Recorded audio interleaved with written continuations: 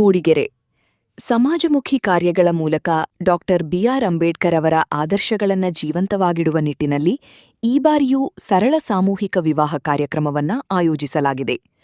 Mudigere BR. Ambedkar ಜನ್ಮದಿನಾಚರಣೆ ಸಮಿತಿ ಹಾಗೂ ಸರಳ ಸಾಮೂಹಿಕ ವಿವಾಹ ಸಮಿತಿ ವತಿಯಿಂದ ಮೇ 14ರಂದು ಪಟ್ಟಣದ ಅಡ್ಯಂತಾಯ ರಂಗಮಂದಿರದಲ್ಲಿ ಸರಳ ಸಾಮೂಹಿಕ ವಿವಾಹವನ್ನು ಏರ್ಪಡಿಸಲಾಗಿದೆ ಎಂದು ಮಾಜಿ ಸಚಿವೆ ಹಾಗೂ ಸಮಿತಿ ಅಧ್ಯಕ್ಷೆ ಮೋಟಮ್ಮ ತಿಳಿಸಿದ್ದಾರೆ.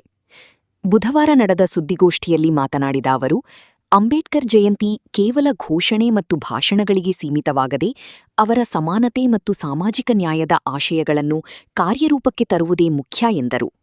ಈ ದೃಷ್ಟಿಯಿಂದ ಎಲ್ಲಾ ಸಮುದಾಯಗಳ ಬಡ ಕುಟುಂಬಗಳಿಗೆ ಸಹಾಯಕವಾಗುವಂತೆ ಈ ಸಾಮೂಹಿಕ ವಿವಾಹವನ್ನು ಸರಳವಾಗಿ ಆಯೋಜಿಸಲಾಗಿದೆ ಎಂದು ವಿವರಿಸಿದರು. ವಿವಾಹದಲ್ಲಿ ಭಾಗವಹಿಸಲು ಆಸಕ್ತ ವಧುವರರು ತಾಲೂಕು ಕಚೇರಿ ಹಿಂಭಾಗದಲ್ಲಿರುವ ಉದ್ಯೋಗಸ್ಥ ಮಹಿಳಾ ವಸತಿ ನಿಲಯದಲ್ಲಿ ಅರ್ಜಿ ಪಡೆದು ಮೇ 5ರೊಳಗೆ ಸಲ್ಲಿಸಬೇಕು.